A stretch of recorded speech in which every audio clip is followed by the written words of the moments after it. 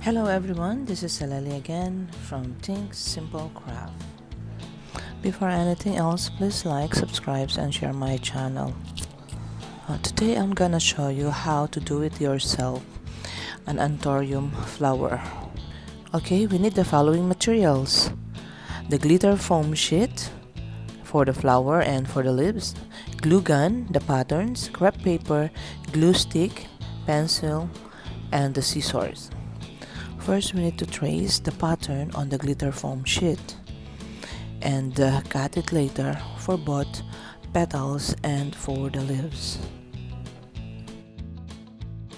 So it depends on you on how many flowers you want o ilang pirasong bulaklak ba ang gusto ninyong mabuo. Ganon din po sa leaves. Depende po sa inyo kung ilan piraso ang gusto po ninyo. Okay. After cutting, ito na po siya lahat, yung leaves at saka yung petals para sa Anthurium flower. And then, nirehit ko siya sa flat iron. After in-stretch ko yung side niya para lang magkaroon ng body para mas realistic ang dating ng Anthurium flower. Okay, same thing with the lips. Same procedure. Nireheat ko siya. And then, in-stretch ko ang side ng lips para lang magkaroon siya ng a little bit of body na realistic ang dating. So, it depends actually sa creativity ninyo para makabuo. So, that's it. Yan na po yung na-stretch ko. So, mas maganda siya compare sa naka-stiff na leaves. Ganon din ang petals. So, next na gagawin ko ay the single spadix o yung mataas na nasa gitna ng Anthurium flower. So, ang wire, binalot ko siya ng tissue na maliit. And then after that, nilagyan ko siya ng yellow. Kinagweran ko siya ng yellow crepe paper para maging realistic yung spadix. If you notice kasi some spadix, kung makikita nyo, sometimes it's yellow, sometimes white na may yellow, ganon. At saka minsan din may mga pagka-pink. So, depende pa rin yun sa inyo kung ano ang trick nyo. So, that's it. Nabuo ko na siya. Yan na po yung spadix or single spadix.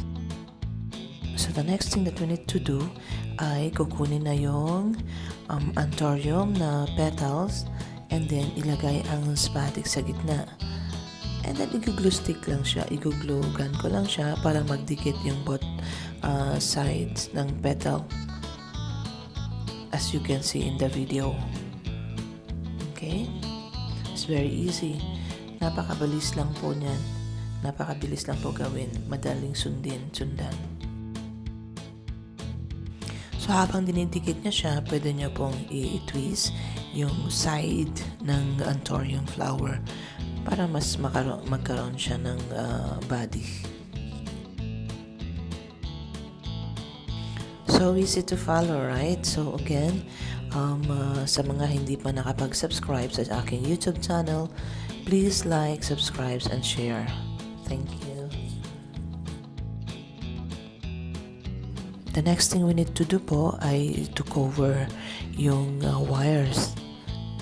Okay? Cover natin with the green crepe paper. Ganyan lang, i-twist lang. Dapat lagyan lang siya ng glue stick or actually normal glue lang para madikit siya sa wire. Paulit-ulit lang. Same procedure sa lahat. So, yan na po ang finished product natin, our project for today. The Anthurium Flowers. Actually, it depends on you po kung anong kulay po ang gusto niyo mabuong Anthurium Flowers. Pwede kayong gumamit ng red, ng yellow, ng white. So, it depends sa inyo. So, ang ganda ng combination nila. Isang purple and yellow. It's nice. So ngayon pwede na tayo mag-proceed sa paglagay ng leaves. There's two ways to put leaves, no? Pwede natin i-attach lang siya sa mismong wire ng Anthurium flower. Same na nasa video, or pwede rin ito i-separate mo yung leaves sa flowers. Pero mas maganda kasi pag separate siya, mas maganda siyang tignan. So ang ginawa ko dito, nilagyan ko lang siya ng scotch tape sa likod at saka nilagyan ko rin siya ng glue para mas madikit siya, mas matibay siya ng konti.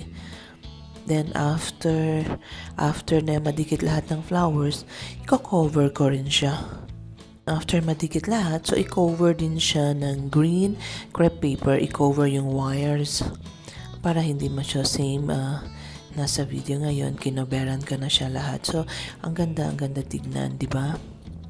So that's it guys. In-arrange ka na siya. Yan na po ang ating finish project, the Anthurium Flowers. So it's very easy. Diba? Napakadali lang gawin po. It's perfect gift suggestion. And perfect din siya sa isang table na maliit. Right like that. So that's it for today guys. Thank you for watching my YouTube channel. Again, please like, subscribe, and share my channel. Bye for today.